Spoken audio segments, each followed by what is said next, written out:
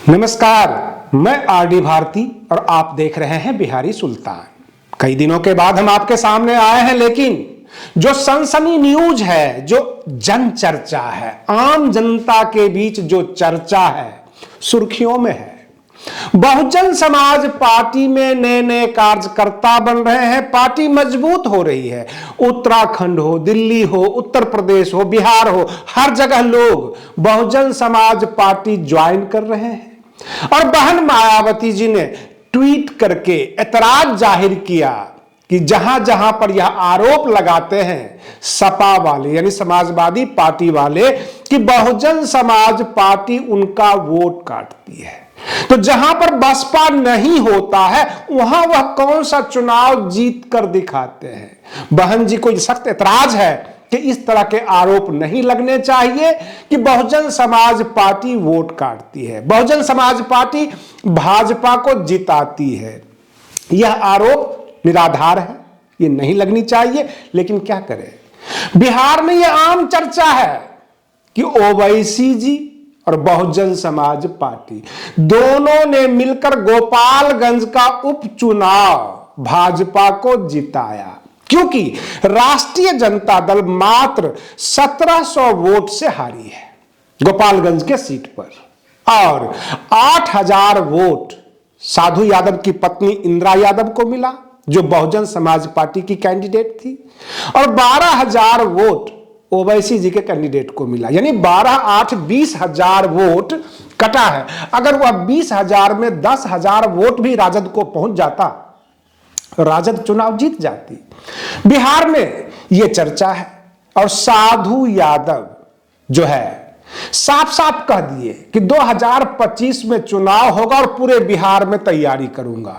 अब प्रश्न यह उठता है कि बहन मायावती जी क्या उन्हें प्रदेश अध्यक्ष बनाएंगे, या पूरी बसपा का कमान साधु यादव को मिलेगा, या किस हैसियत से साधु यादव पूरे बिहार में राजद को, भाजपा को, कांग्रेस को घेरेंगे।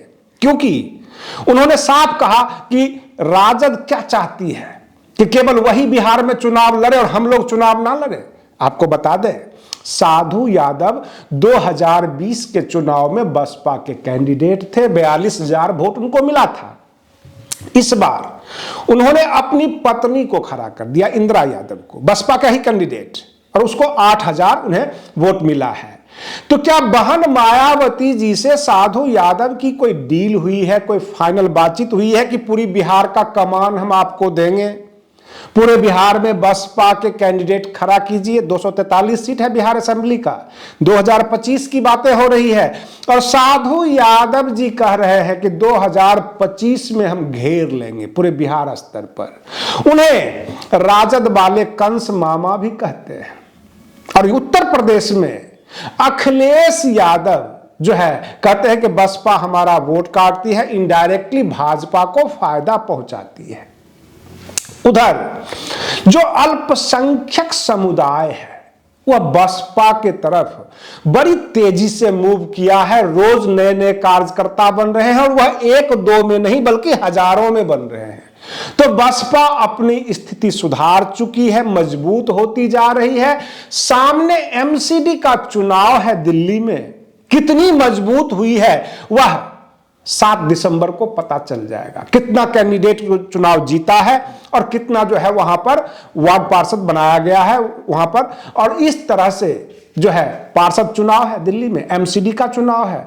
बसपा अगर अच्छा कैंडिडेट जिता लेती है अच्छी संख्या में, तो समझ में आएगा कि दिल्ली में भी बसपा मजबूत हुई है। बिहार में बसपा का जो है कैंडिडेट तो खड़े होते हैं, लेकिन इतनी मजबूती नहीं है। पिछली बार 2020 में जमा खान चुनाव जीते थे और वो जदयू में शामिल हो गए। साधु यादव जी अभी तक बसपा के टिकट से चुनाव जीते नहीं हैं, लेकिन कई बार बसपा के टिकट पर चुनाव लड़े हैं, लड़वाए हैं। उनका अपना भी एक इमेज है, और उन्होंने ताल ठोक के मीडिया के सामने कह दिया कि तेजस्वी यादव जी अब जो है बस इंतजार करें 2025 का, और पूरे बिहार स्तर पर घेरूंगा। जब उनके सामने कहा गया कि अनंत सिंह भी चुनाव जीते हैं मोकामा में, जो राजद के हैं, तो उन्होंने कहा कि इनमें राजद की क्या भूमिका है। दो भूमिहार लड़ रहे थे, एक भूमिहार जीत गया, वहां पर भूमिहार की जनसंख्या ज्यादा है, राजद का कोई पकड़ नहीं है, इसलिए तेजस्वी यादव के खाते में उस जीत को नहीं डालिए और बसपा अच्छा स्कोर करेगी 2025 में बिहार में। कहने का मतलब यह है, बसपा की नेतृत्व अब साधु यादव जी इनडायरेक्टली कर रहे हैं। ऐसे प्रदेश अध्यक्ष, प्रदेश महासचिव, इस तरह का कोई पद नहीं है, केवल वो टिकट से चुनाव लड़ते हैं। उधर 2024 की तैयारी में बहन मायावती जी लग चुकी हैं। उनका यह मानना है कि इस बार दलित और अल्पसंख्यक गठजोड़ अच्छा रंग लाएगी 2024 के लोकसभा चुनाव में। सामने हिमाचल का चुनाव है, गुजरात का भी चुनाव है, एमसीडी का चुनाव है।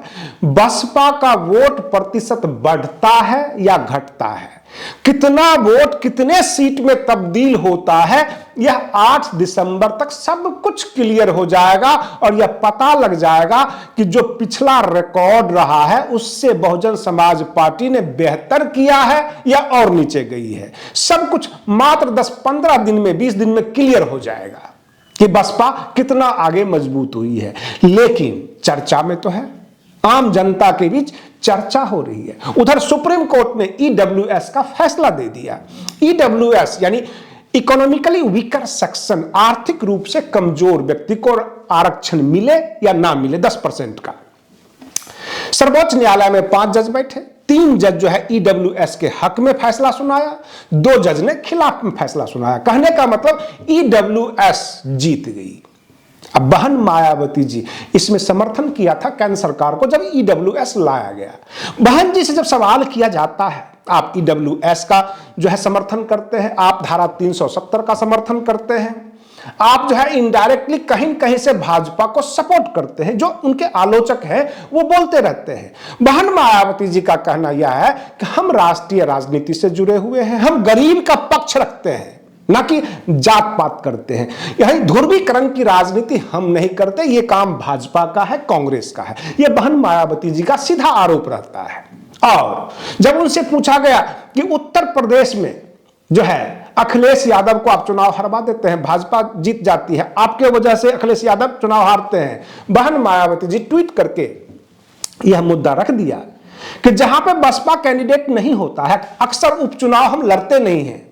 कभी हमने लड़वा दिया, लेकिन कई बार हमने नहीं लड़वाया, तब सपा क्यों नहीं जीत जाती है? अगर अकेले सपा नहीं जीत पाती है तो कहना पड़ेगा कि सपा कमजोर हुई है। और रही बात ये, जब हम कैंडिडेट देते हैं तो जो भाजपा को वोट जाना चाहिए वो भाजपा को ना जाकर बसपा को आता है, और समाजवादी पार्टी को यह लगता है कि उनका वोट बसपा को चला गया। ये उनका बस क्या कह सकते हैं कि मानसिक परेशानी है और कुछ नहीं। कहने का मतलब यह, बसपा से सपा को नुकसान नहीं हो रहा है, बसपा से अगर नुकसान हो रहा है तो वो कांग्रेस को, भाजपा को।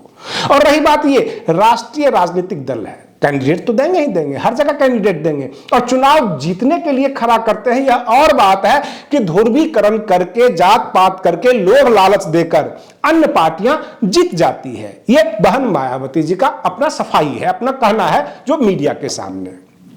कुल मिलाकर बहुजन समाज पार्टी चर्चा में है, पूरे देश में चर्चा में है। इंतजार है 8 दिसंबर 7 दिसंबर के रिजल्ट का और आने वाला 2024 के लोकसभा चुनाव का कि बसपा कितनी सीट निकालती है। आप अपने महत्वपूर्ण कमेंट्स जरूर कीजिए ताकि दुनिया को पता लगे कि आम जनता क्या सोच रही है, बसपा के जो समर्थक हैं वह क्या सोच रहे हैं। आप बने रहिए बिहारी सुल्तान चैनल पर। हम फिर मिलते हैं अगले वीडियो में, तब तक के लिए धन्यवाद।